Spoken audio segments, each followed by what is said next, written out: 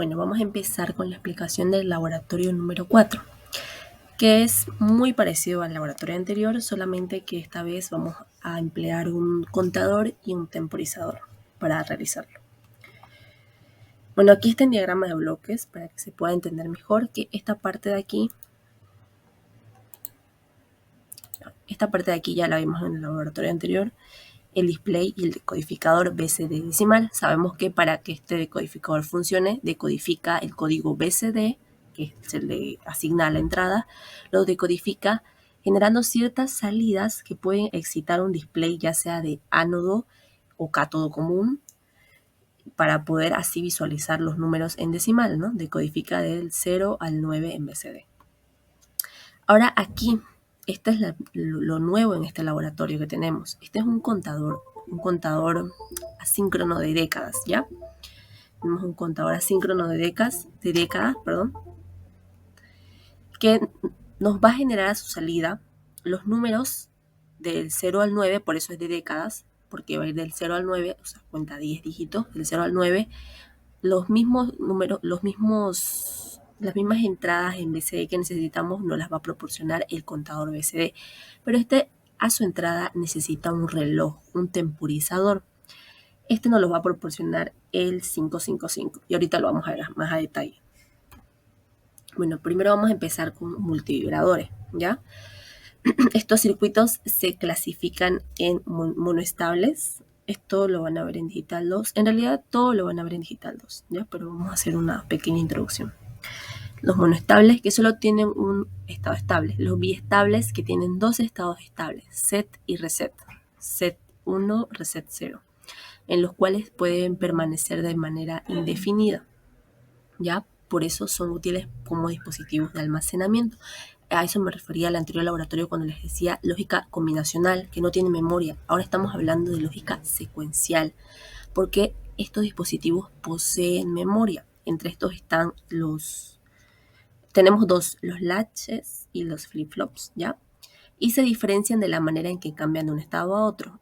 Por ejemplo, para los flip-flops, que es lo que nos importa ahorita, necesitamos un reloj. De esa forma, ellos van a cambiar de un estado a otro, ya sea set o reset, o van a permanecer intactos, es decir, porque tienen memoria, no van a cambiar, o van a cambiar a la salida anterior negada. Ahorita vamos a ver eso, ¿ya?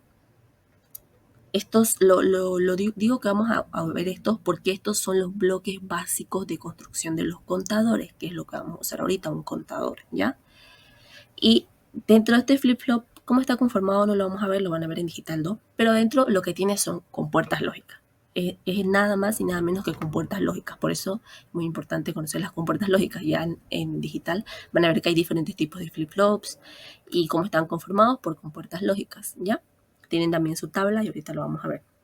Y funcionan, como les dije, con un reloj, ¿ya? Estos van a cambiar de estado con la entrada del reloj. Puede ser por el flanco ascendente o por el flanco descendente del reloj. Ya, aquí tenemos, miren, esto es el flip-flop, ¿ya? Esto es un flip-flop. En este caso es un flip-flop JK, ¿ya? En configuración T, porque las dos entradas se unen, ¿ya? Aquí tenemos la entrada del reloj. Este es un flip-flop que se activa por flanco descendente. Les voy a hacer una pequeña introducción, ya lo van a ver en digital 2, como les digo. Esta es su tabla de verdad, ¿ya? Del flip-flop JK. En este caso, aquí dice flecha para arriba, eso significa flanco ascendente, pero en nuestro caso, el que tenemos acá es por flanco descendente, flecha para abajo, ¿ya? ¿Qué quiere decir el flanco descendente? Quiere decir que cada vez que el reloj, este es el flanco descendente, cada vez que el reloj pase por su flanco descendente, se va a disparar el flip-flop, es decir, va a cambiar de estado en los flancos descendentes. Ahí va a sufrir el cambio de acuerdo a su tabla de verdad. De acuerdo a las combinaciones que yo le aplique a sus entradas, en cada flanco descendente va a cambiar. Ya si ahorita las entradas, un ejemplo, están en 0, 0 y en el flanco descendente, ¿qué va a pasar? Va a permanecer la salida anterior. Es decir, si antes a la salida teníamos un 1, ese 1 va a permanecer. Si después le cambio a 1, 0 y pasamos por el flanco descendente, la salida va a cambiar a 1. Si luego le cambio a 0 y 1 las entradas y pasamos por el flanco descendente, la salida va a cambiar a 0. Si luego le cambio a 1, 1 las entradas, JK, y pasamos por el flanco descendente, la salida va a ser la misma que la anterior, negada. Esta es su tabla del flip-flop. Y como ven, tiene memoria. Ya este es un dispositivo de la lógica secuencial, ya no la combinacional, como les comentaba, ¿no ves? Que solo importa las entradas que le apliquemos en el presente, o sea, no tiene memoria. Pero en este caso ya estamos viendo un dispositivo de la lógica secuencial que tiene memoria, ¿ya? Aquí tenemos, las entradas siempre van a ser 1 y 1, ¿ya? 1 y 1, es decir, va a ser la salida anterior negada. Esa va a ser la salida del flip-flop JK en cada flanco descendente, ¿ya? En cada flanco descendente del clock, del reloj, o del temporizador, del timer, como le quieran llamar. Ya, esta configuración se llama T. Cuando ambas salidas están cortocircuitadas, es decir, están unidas, se le llama flip-flop en configuración T. Y aquí tenemos el clock, ¿ya? El clock lo tenemos y en cada flanco descendente, si se dan cuenta, hay una línea punteada porque en esa línea va a haber cambios. Porque se dispara, este circulito que está acá nos indica que se dispara por flanco descendente. ¿Ya? Entonces, como siempre esto va a estar en 1 y 1, la salida siempre va a ser la salida anterior negada, ¿ya? Entonces, inicialmente tenemos, y es un detalle más, es asíncrono este, ¿ya? Es un flip-flop, pero un contador, todo esto es un contador. La unión de estos 4 flip-flops es un contador y estas son sus salidas. Es un contador asíncrono, ¿por qué? Porque la salida se conecta al reloj del que sigue. ¿Sí se dan cuenta? La salida de cada flip-flop se conecta al reloj que sigue. Se dice que es síncrono cuando todos los relojes están conectados al mismo reloj, o sea, a este. Están conectados al mismo. Pero en este caso es asíncrono, ¿ya? Ya, bueno, tenemos una salida actual de 0, 0, 0. Entonces, aquí tenemos 1 y 1, va a ser la salida anterior negada. Ya, primero vamos a hacer este. La salida anterior negada. Entonces, si la salida anterior era 0, vemos acá, era 0, en el siguiente flanco descendente, la salida va a ser 0 negado, que es 1. ¿Ya? Seguimos, aquí no pasa nada, se conserva. Lo que tenemos acá se conserva hasta el siguiente flanco descendente. Entonces, la salida anterior de Q0 ahora es 1 y la nueva salida va a ser 1 negado, que es 0. Y así vamos a ir sucesivamente hasta llegar hasta el 9. ¿Ya? Ahora, este es el reloj del que sigue. Si se dan cuenta, la salida de este flip-flop, que es Q0, la salida Q0 del flip-flop 0, es el reloj del flip-flop que sigue. Entonces, aquí tenemos. Vemos que, como este es el reloj, en este flanco descendente, flanco descendente, flanco descendente, ahí es donde la salida Q1 va a cambiar. La salida del flip-flop 1 va a cambiar en los flancos descendentes de la salida del flip-flop 0, porque ahora este es el reloj del flip-flop 1. Este es flip-flop 0, flip-flop 1, flip-flop 2 y flip-flop 3. ¿Ya? Entonces, aquí tenemos 0, vemos, se va a mantener hasta el siguiente flanco descendente de su reloj, que es Q0. Entonces vemos aquí, en este flanco descendente va a cambiar. La salida Q1 anterior era 0, entonces la salida negada que sigue va a ser 0 negado, 1. Eso se mantiene hasta el siguiente flanco descendente, que la salida Q1 anterior era 1, va a ser 1 negado, 0, y así seguimos. Flanco descendente. Lo mismo acá, del flip-flop 2, su reloj va a ser la salida del flip-flop 1. Y acá la tenemos. Entonces, va a cambiar la salida del flip-flop 2 en cada flanco descendente de la salida del flip-flop 1. Entonces, acá tenemos el primer flanco descendente y acá tenemos el segundo flanco descendente. Entonces, vemos que se va a conservar este 0, 0, 0 hasta aquí. Y ahí va a cambiar a la negada, a 0 negado, que es 1. Y se va a conservar hasta el siguiente flanco descendente, donde vamos a hacer 1 negado, 0. Lo mismo acá, del flip-flop 3, su reloj es la salida del flip-flop 2. Entonces, vemos que acá tenemos el primer flanco descendente aquí, recién aquí. Entonces, se va a conservar esta salida 0, 0, 0, 0, 0, 0 hasta el flanco descendente del flip-flop 2 y ahí va a cambiar 0 negado, 1. No se olviden que esto es por esto, ¿no? Porque están todo el tiempo en alto. Todo el tiempo están en alto. Por eso es que siempre la salida va a ser la salida anterior negada, ¿ya? solo porque ahorita están configurados de esa manera, están todos en 1, 1, 1, 1, 1, 1, 1, 1 y 1, 1. ¿Ya? Y ahora si pueden observar, ya una vez que hemos hecho esto, una vez que lleguemos al 10, tendría que ser acá 1, 0, 1, 0, ¿no? ¿Y qué pasa? Es un contador de décadas. Solo va hasta el 9 y vuelve a 0, ¿no? Como vimos en el anterior laboratorio. Y precisamente está configurado para eso. Porque estos flip-flop tienen unas entradas de reset, ¿ya? Que cuando la activa uno, las salidas se ponen en 0. Todas las salidas se ponen, bueno, no todas las salidas, ¿no? Las salidas del flip-flop se ponen en 0. Pero ahorita es todas porque todos están conectados al mismo reset. Ya, aquí vemos que esta es una compuerta NAND. Para que sea 0 necesita un 1 y 1. Entonces por eso se le conecta esto, porque en el número 10 Q1 y Q3 es igual a 1. Entonces por eso se le conecta Q1 y Q3. Cuando ambos de estos sean 1 y 1, la salida va a ser 0. Y entonces ese 0 va a activar a los reset y va a hacer que todas las salidas se vuelvan a poner en 0, como se puede ver acá. 0, 0, 0, 0. Entonces se ponen en 0 y entonces vuelve a iniciar el conteo. De nuevo volvemos a iniciar 0, 1, 2, 3. Aquí vemos, miren, si se dan cuenta, 0, 0, 0, 0, eso es 0, ¿no? En BCD. 0, 0, 0, 1 es 1 en BCD. O sea, es 1 en decimal, ¿no? Esto está ahorita en BCD. 0, 0, 1, 0 es 2 en decimal. 0, 0, 1, 1 es 3. 0, 1, 0, 0 es 4. 0, 1, 0, 1 es 5. Y acá tenemos el 6, tenemos el 7, el 8, el 9, y cuando sea 10 se resetean los flip-flops y volvemos de nuevo el conteo a 0. Así es como funciona básicamente un contador, ¿ya? Pero como les digo, esto es una pequeña introducción porque en digital los van a ver muy a detalle todo esto. Ya, así funciona el contador, ¿no? Funciona gracias a este reloj, a su reloj, y nos proporciona las salidas, los números del 0 al 9, por eso se llama contador de décadas, ¿ya? Ahora tenemos los multiplicadores aestables o astables, que no tienen ningún estado estable y oscilan. Y precisamente este es el reloj, ¿sí? Porque un reloj, a ver, el reloj es este, ¿no? Ya lo vimos, este es el reloj. Si se dan cuenta, este no tiene ningún estado estable, oscilan de 1, 0, 1, 0, 1, 0. Este es un multiplicador astable o estable.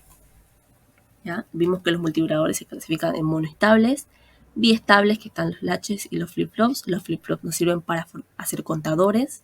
Y tenemos el tercer multiplicador, que es el astable o aestable. Y ahí tenemos el 555, que es justamente el que vamos a usar, ¿ya? Este 555 se puede configurar como monoestable o como aestable. Nosotros lo vamos a usar como aestable o astable porque necesitamos ese clock para nuestro contador, porque nuestro contador funciona con flip-flops y necesita un reloj, un timer, un temporizador, como lo quieran llamar, ¿ya? Y este es el 555. Está formado aquí básicamente por 3 resistencias que funcionan como divisores de tensión. Miren, son de 5K, 5K, 5K, por eso se llama 555. Y tenemos aquí amplificadores operacionales que nos van a servir como comparadores. Tenemos aquí el latch, miren, si se dan cuenta, que también tiene su tabla de verdad. Tenemos un buffer y un transistor, ¿ya? Ahora, ¿cómo funciona este temporizador, ya? Básicamente, estos 3 elementos de acá, R1, R2 y C1, estos son los que nos proporcionan la temporización, los que nos proporcionan la frecuencia. Así, miren, acá tengo una imagen, aquí. Cuando este capacitor, este de acá, se esté cargando, la salida va a estar en alto. Va a estar en alto. Y cuando el capacitor se esté descargando, la salida va a estar en bajo. Y así, ¿ya?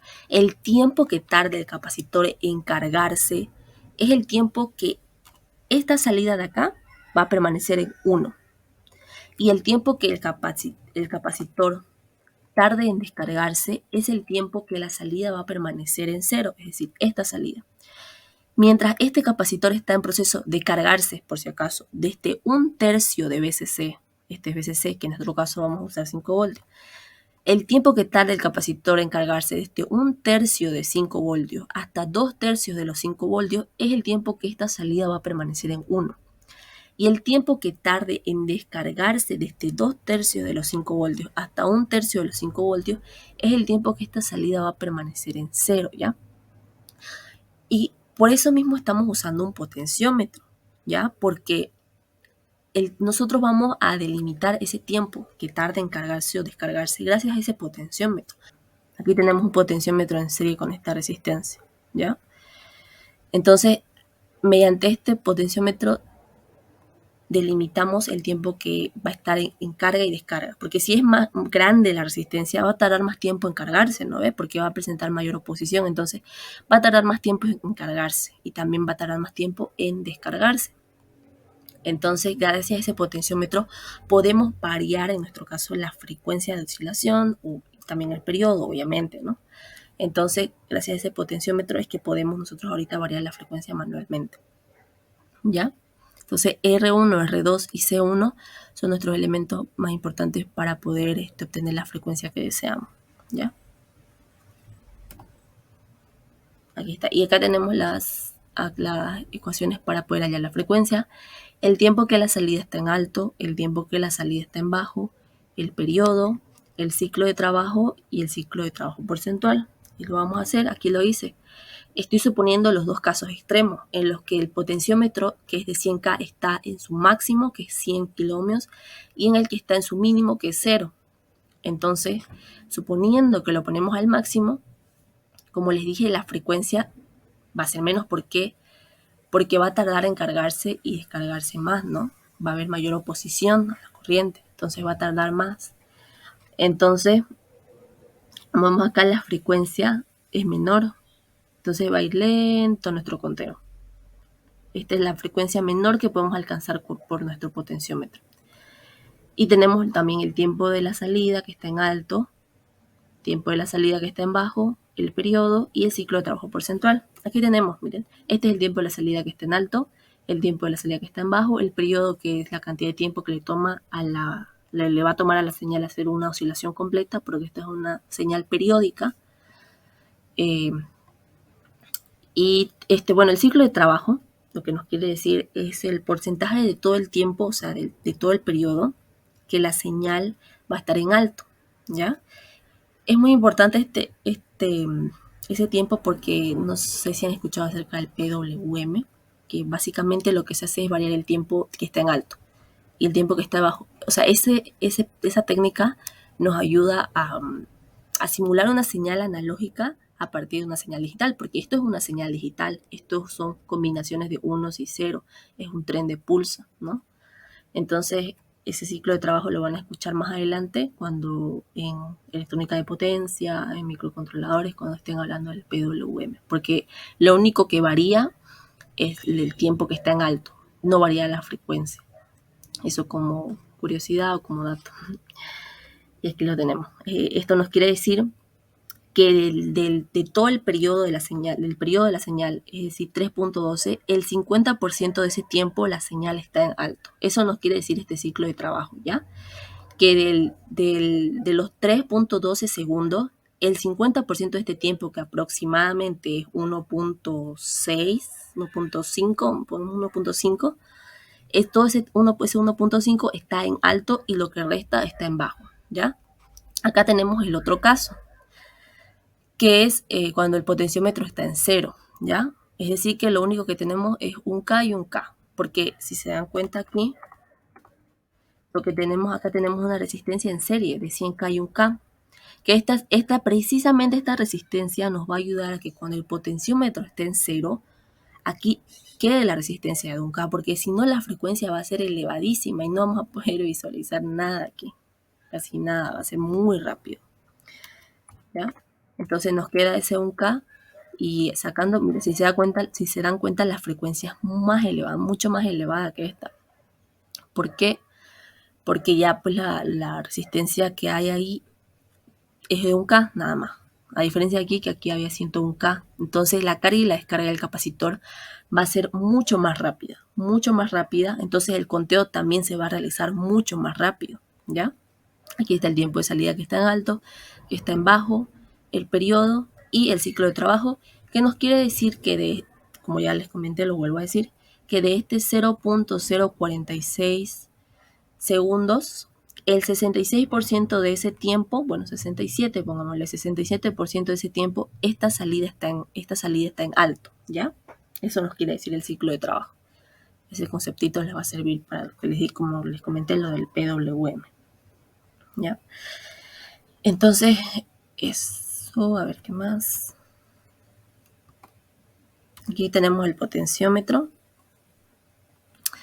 que en este caso el potenciómetro, por si no lo saben, sirve como un divisor de tensión, ¿ya? Porque si acá le aplicamos tensión en sus extremos, en circuitos 1 ya todos vimos, ¿no?, lo que es el divisor de tensión. Entonces aquí a la salida, a ver, ¿cómo funciona esto? Primero, a ver, aquí entre A y C siempre va a haber la misma resistencia, es decir, 100 kiloohmios en nuestro caso. Ahora lo que nosotros podemos variar es la resistencia que hay entre B y C y A y B. La suma de A y B y C siempre va a ser 100K. Entonces, si nosotros movemos esto y acá tenemos 10K, obviamente por descarte acá tenemos 90K. ¿Ya? Si nosotros lo movemos, no sé, a este lado, al lado de aquí, de la derecha, un ejemplo.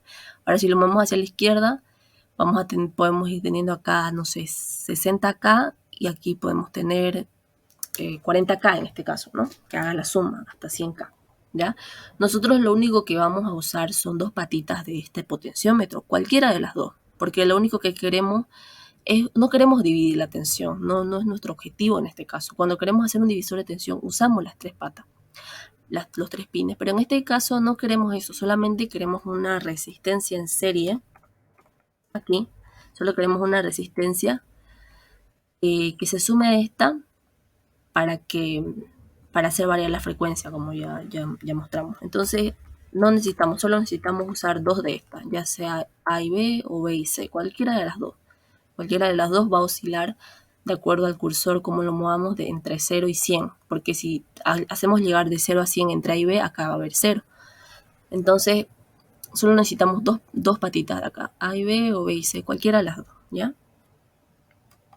Ya, aquí están los objetivos. Un detallito que quería decirle. Acá tenemos la frecuencia. Estos contadores tienen una frecuencia máxima a la que pueden oscilar. Ya, por eso, no sé si se acuerdan que les comenté aquella vez del tiempo de retardo de propagación, que es el tiempo que tarda las salidas en cambiar, ¿no? Ahora, esa frecuencia se ve delimitada por ese tema, por el tema del tiempo de retardo de propagación. Por eso es que los contadores tienen una frecuencia máxima a la que pueden oscilar, ¿ya? Y una vez que sobrepasan esa frecuencia, empiezan a contar de manera desordenada. Eso lo van a ver en Digital 2 también, más a detalle, con ejercicio y todo. Pero ese problema tienen. Especialmente los contadores asíncronos, que es el que estamos usando, tienen una frecuencia más baja que los contadores síncronos, ¿ya? Entonces, su frecuencia máxima, la que puede oscilar su reloj, es más baja que la de los contadores síncronos, ¿ya? Obviamente esta frecuencia no va a afectar en nada, ¿no? Pero es como comentario, porque les dije, ¿no?, lo del tiempo de propagación aquella vez. Es por esto que es importante saberlo, porque gracias a ese tiempo podemos saber la frecuencia máxima a la que puede oscilar el clock de nuestro contador. Aquí tenemos los objetivos, que es implementar el circuito en protobar en placa, que después ya vamos a hacer las placas, analizar el funcionamiento, mejor si lo hacen así en bloques, como se los mostré, van explicando en bloques. Y desarrollar los nuevos materiales utilizados, ¿ya? Aquí tenemos los materiales y el esquema. El esquema, aquí lo dividí en clock. Aquí me olvidé de ponerlo. Este es el clock y este es el contador y el decodificador, ¿ya? Ustedes en su placa, ya cuando pueden hacer. Yo, por ejemplo, hice dos plaquitas. Hice una que era el clock y hice otra que era esta parte de acá. Y esta salida solo la pasaba aquí por las borneras. Nada más. A ver, vamos a ver en Proteus lo que les decía. Y para que recordemos, la frecuencia era de 21.81 Hz, ¿no? Cuando el potenciómetro estaba en 0.